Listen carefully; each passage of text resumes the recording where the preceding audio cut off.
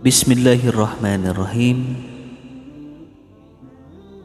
Ar-Rahman 'allamal Qur'an, khalaqal insana 'allamahul bayan. Assalamualaikum warahmatullahi wabarakatuh. Alhamdulillahilladzi anzala sakinata bil mu'minin. Asyhadu an la ilaha illallah wa asyhadu anna sayyidina Muhammadan abduhu wa rasuluh. Allahumma sholli ala sayyidina Muhammad wa ala ali Muhammad. Sahabat my friend yang dirahmati oleh Allah Subhanahu wa taala, alhamdulillah di hari yang ke-14 ini kita masih menjejaki bulan yang penuh dengan keindahan dalam setiap ringkasan waktu yang telah kita lewati, dari mulai kita bangun di sepertiga malam, lalu kemudian melaksanakan sahur beserta keluarga.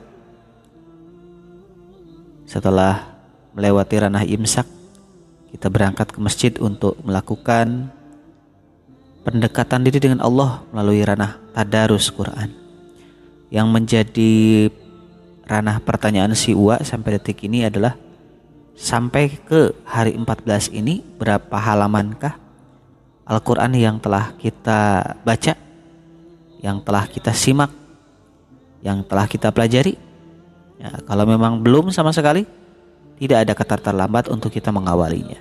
Baik, my friend yang dirahmati Allah, ikhwah yang insya Allah Allah muliakan. Berkenaan dengan hal tersebut, seperti apa yang disampaikan, bahwa beberapa waktu menjelang kita akan melewati fase malam betul-betul mulia di sisi Allah Subhanahu wa taala, yakni malam nuzulul Quran. Namun demikian, si Uwa tidak akan membahas tentang dulu ya berkenaan dengan nuzulul Quran. Tapi paling tidak menurut pengamatan si Uwa ada 3 kelompok utama saat Nabi Muhammad SAW menyampaikan mukjizat terbesarnya, yakni Al-Quran, sampai detik ini. Apa saja, Uwa? Yang pertama, ada kelompok yang memiliki pemahaman. Dan ini kategorinya relatif. Kategorinya masih relatif, asal paham saja. Ini apa? Al-Quran. Bisa belum membacanya? Ada yang sebagian menyatakan bisa, ada yang sebagian tidak. Lalu kemudian bagi yang masih terbata-bata atau mending terbata-bata, tapi ini belum bisa membaca Al-Quran sama sekali, belum bisa mengetahui Al-Quran sama sekali, begitu kan? Ditanya, malu nggak kamu belum bisa membaca Al-Quran? Ya, sambil angkat bahu dia bilang, biasa aja. Masya Allah, itu kategorinya katanya biasa aja. Ya, mending bagi mereka yang masih terbata-bata, ya agak mending lah. Jadi hanya sekedar tahu saja. Ya, itu fase yang pertama. Sekarang itu masih banyak. Dan toh ternyata yang kita bayangkan mungkin hanya di kita saja di Indonesia yang ada gitu orang-orang yang belum bisa mengetahui Al-Quran, membaca Al-Quran. Ternyata saya mendengar dari kakak saya yang pernah menjadi tenaga kerja wanita di salah satu istilahnya tempat terlahirnya Al-Quran, ya, Saudi Mekah. Ada katanya majikan yang ketika udah uzur gitu ya, sampai seusia itu mereka belum bisa baca Al-Quran. Masya Allah. Padahal itu di tempat lahirnya para nabi atau tempat lahirnya Al-Quran itu sendiri, Saudi Arabia gitu. Masya Allah. Itu yang pertama ya. Lalu yang kedua, kapasitas penghafal. Pertama ya, pemahaman, pengetahuan. Yang kedua, penghafal Al-Quran. Ini udah niat ini. Udah niat menghafalkan Al-Quran. Sekarang tuh medianya banyak Al-Quran ya. Braille saja, Al-Quran Braille itu diciptakan kalau tidak salah oleh Bapak Soeharto, bukan Soeharto presiden, bukan. Tapi ini pencipta Al-Quran Braille. Yang mana untuk yayasan yang pertama menerbitkan Al-Quran Braille bagi teman-teman kita disabilitas itu Yakatunis, Yayasan Ketunanetraan Islam Yogyakarta. Ya, mengambil rumusannya, rasamnya rasam mana? Rasam Usmani. Ya. Rasam Usmani. Lalu kemudian menyusul apa? BLBI atau BPBI kalau dulu, yang pada akhirnya berubah menjadi BLBI, yang berubah lagi menjadi WG Center. Nah, itu. Ya. 1954 itu pentasihannya. Ya.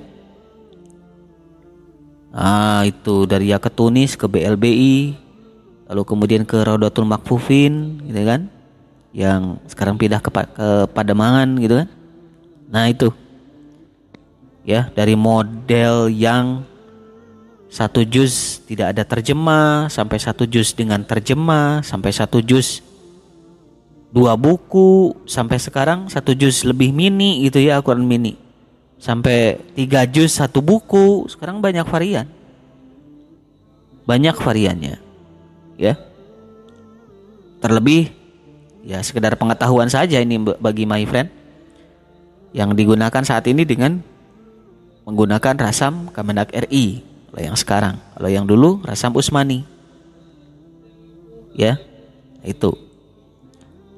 Lalu kemudian juga ada yang menggunakan penghafal itu media yang lain, seperti misalnya apa? Quran digital yang dibuat oleh Al-Khairiyah dan Al-Tasnim, ya. Nah, itu. Lalu Quran Box sekarang.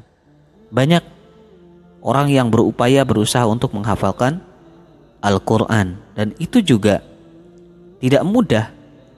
Harus melalui ranah murojaah. Itu yang kedua.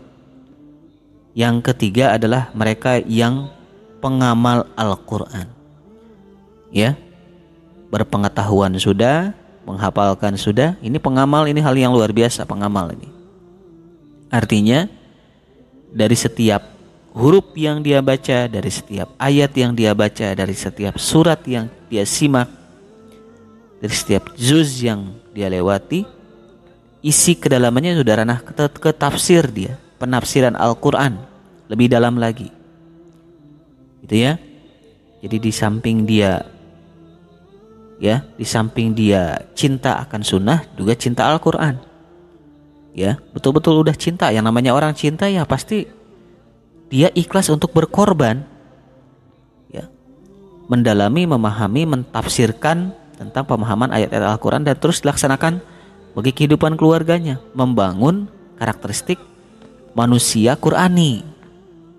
Nah itu, makanya cukup berbahagia bagi kita selaku barangkali di sini pendidik, orang tua, atau siapapun memiliki calon generasi, di samping penghafal ilmu umum, ilmu pasti, termasuk pula penghafal Al-Quran, dan insya Allah mahkota surga akan menjadi bahagian bagi anak-anak kita, para penghafal Al-Quran yang dengan ikhlas mencoba untuk melalui berbagai rintangan dalam menghafalkan Al-Quran. Insya Allah Al-Jannah akan menjelang baik bagi si penghafal tersebut, terutama bagi kita selaku orang tuanya.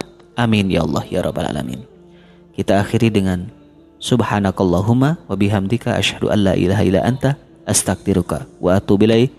Wassalamualaikum warahmatullahi wabarakatuh.